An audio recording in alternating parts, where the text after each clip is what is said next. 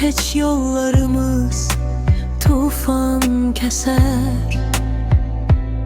Sənə vurğun o gözlərdən yoxdur əsər. Göz yaşların selə dönsə, de kim gələr? Sənə qırğın ürəyimdən qoparmadım.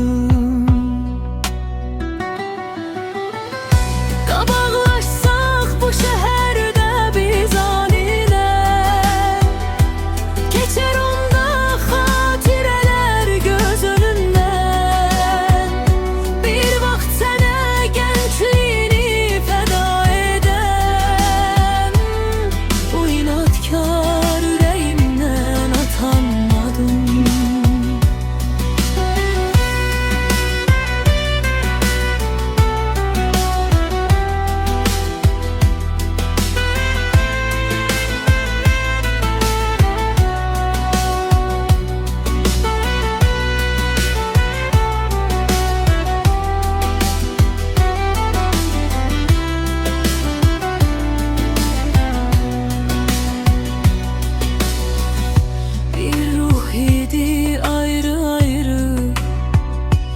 Bədənlərdə